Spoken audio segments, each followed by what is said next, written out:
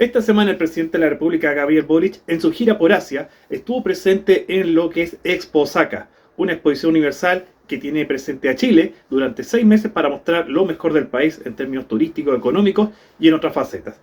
Y en esa ocasión se dio la Semana de Chile, en donde el presidente de la República hizo un discurso bastante llamativo, en donde él hace referencia a la cultura pop japonesa, especialmente nombrando animes populares que fueron en los 90 y también uno de sus videos juegos favoritos que fue Pokémon.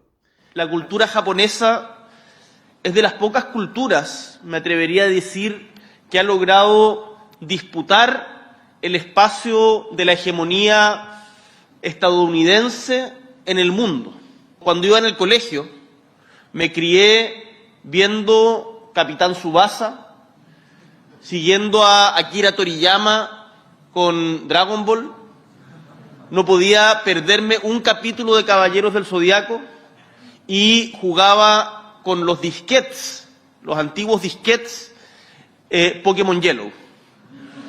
Imagínense cuán lejos ha llegado esa parte de la cultura japonesa. Ante eso, muchos medios nacionales replicaron la noticia. Algunos alabaron esta referencia a la cultura pop, realzando la importancia de estos elementos culturales, mientras que otros, más críticos, dijeron que esto fue un discurso innecesario y que no representaba realmente la cultura japonesa. Para poder entender de mejor manera qué tan relevante es la cultura pop japonesa, tanto para el Estado del Japón como para todas las generaciones que crecimos con ella, los dejo a continuación con Valentina López, estudiante de la licenciatura de Estudios Internacionales, que nos va a explicar cómo el gobierno japonés gestiona la cultura pop japonesa a nivel mundial, cómo lo usa a nivel diplomático y la política de Estado que hay detrás de ella. Japón emplea su cultura pop como una herramienta tanto para el crecimiento económico como también para el mejoramiento de su influencia diplomática a nivel internacional. También su política de Estado valida el uso diplomático de su cultura, siempre bajo el enfoque de poder blando, el cual permite desarrollar a Japón una imagen positiva del país y también fomentar la buena voluntad internacional. Desde su Ministerio de Asuntos Exteriores reconocen que usan explícitamente la cultura pop como una herramienta para su diplomacia pública. Esto conduce a un mayor apoyo de los asuntos diplomáticos de Japón y también mejora su posición en la comunidad internacional. La Expo Osaka y otros eventos culturales bilaterales sirven como plataformas importantes para que se genere un intercambio cultural y por ende una expansión de su poder blando. Si bien el enfoque principal de la Expo Osaka es el diseño de la sociedad del futuro, la cultura pop japonesa ha tenido presencia en diversas formas. Cabe recordar que esta relación del presidente Boric con la cultura pop japonesa no es nada nueva.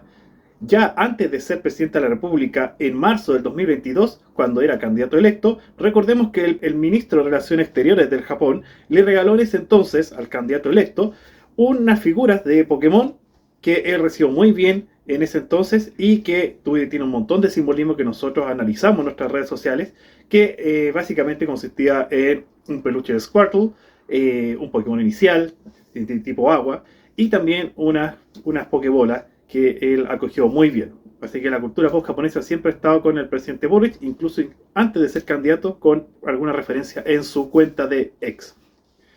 En cuanto a los críticos del presidente Boric por sus palabras referidas a la cultura pop japonesa en referencia a populares anime y a su videojuego favorito, tenemos que advertir de que varios grupos opositores, historiadores con una mirada bien tradicionalista de lo que es la cultura asiática popular, no han tomado de muy buena forma estas declaraciones y han desvalorado o han reducido la importancia de esta manifestación cultural que hoy en día, como explicamos recién, tiene un uso diplomático y se mueve a alto nivel como política de Estado. No sé si era el momento. Uno puede hacer un chiste, mira, en comunicación pero hacerlo completa. En comunicación política, que tuvimos la suerte de hacer un máster, te enseñan que en los discursos a veces el humor es bueno, pero no lo puede poner como principal elemento de la cultura japonesa. O sea, está bien que lo meta al final como un chiste, qué sé yo.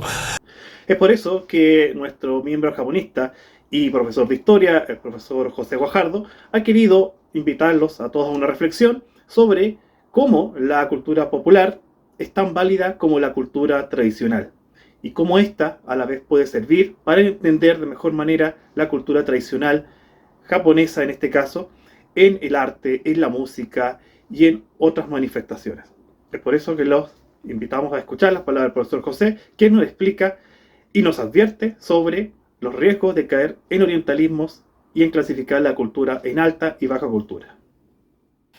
¿Qué tienen en común los samuráis, Dragon Ball Z, Candy, las katanas, la estética wabi-sabi, el grabado ukiyo-e, el periodo Heian, los bonsáis y el city pop japonés de los años 80?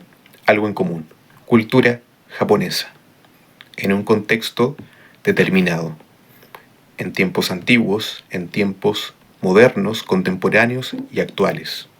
Pero, al fin y al cabo, cultura japonesa. Productos que tuvieron su origen, desarrollo en el archipiélago y luego se expandieron por el resto del mundo.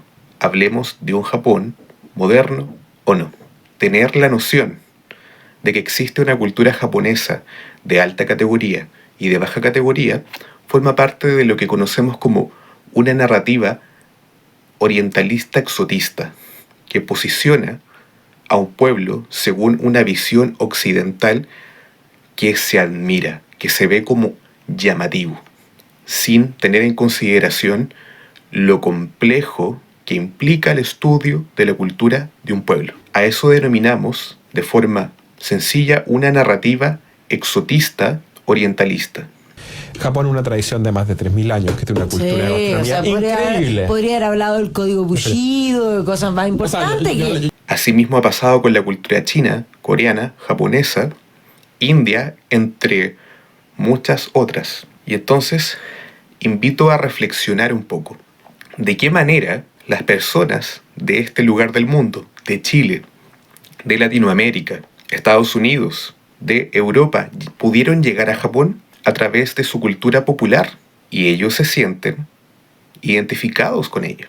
Y además, la cultura popular no se desenmarca de lo que podemos llamar una cultura tradicional, a lo que alude esta historiadora de Sin Filtros. Podemos estudiar el Japón tradicional a merced de productos de la cultura popular. Si queremos adentrarnos al mundo de la era Heian, sociedad Heian, tenemos la película de Estudio Ghibli del 2013, la historia de la princesa Kaguya, inspirada en el cuento del cortador de bambú.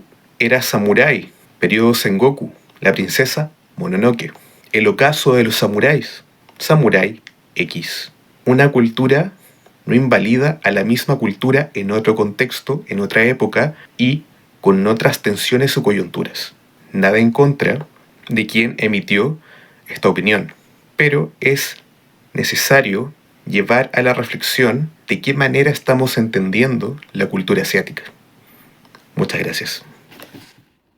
Muchas gracias a todos los que nos vieron, escucharon nuestras opiniones, nuestras reflexiones, y los invitamos a compartir con nosotros sus opiniones sobre qué les pareció este discurso del presidente Boric en referencia al anime y a su videojuego favorito, Pokémon, en los comentarios, por supuesto, de forma muy respetuosa, para que intercambiemos ideas, debatamos y ver si estamos todos de acuerdo en que la cultura pop japonesa efectivamente es una manifestación cultural del Japón tan válida como cualquier otra.